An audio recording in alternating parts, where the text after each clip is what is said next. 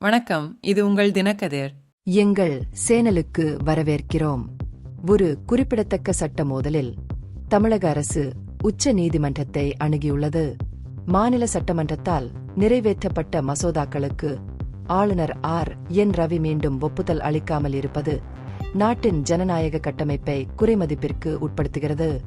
இதுபோன்ற நடவடிக்கைகள் அதிகார சமநிலையை சீர்குலைத்து பயனுள்ள நிர்வாகத்திற்கு இடையூறு விளைவிப்பதாக அரசு வாதிடுகிறது.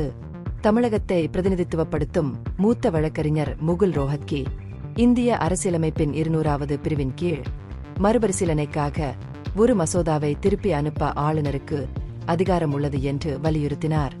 இருப்பினும் சட்டமன்றம் திருத்தங்களுடன் அல்லது இல்லாமல் மீண்டும் மசோதாவை நிறைவேற்றினால் ஆளுநர் அரசியலமைப்பு ரீதியாக ஒப்புதல் அளிக்க கடமைப்பட்டுள்ளார்.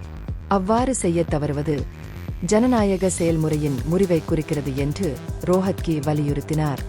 சூழ்நிலையின் தீவிரத்தை ஒப்புக்கொண்ட உச்சநீதிமன்றம் மாநில அரசாங்கத்திற்கும் ஆளுநருக்கும் இடையே நடந்து வரும் தகராறு குடிமக்களையும் மாநில நிர்வாகத்தையும் மோசமாக பாதிக்கிறது என்பதை குறிப்பிட்டது.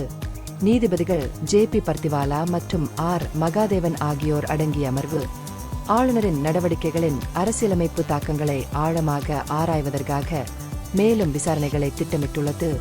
இந்தியாவில் மாநில அரசுகளுக்கும் ஆளுநர் அதிகாரத்திற்கும் இடையிலான பரந்த பதற்றத்தை இந்த சட்ட போராட்டம் அடிக்கோடிட்டு காட்டுகிறது. அரசியலமைப்பில் கோடிட்டு காட்டப்பட்டுள்ளபடி ஆளுநரின் பங்கு அமைச்சர்கள் குழுவின் ஆலோசனையின் பேரில் செயல்படுவதாகும். இருப்பினும் ஆளுநர்கள் மசோதாக்களுக்கு ஒப்புதல் அளிக்காத சந்தர்ப்பங்கள் அவர்களின் விருப்ப அதிகாரங்களின் வரம்புகள் மற்றும் அரசியல் தலையீட்டிற்கான சாத்தியக்கூறுகள் குறித்து கேள்விகளை எழுப்புகின்றன.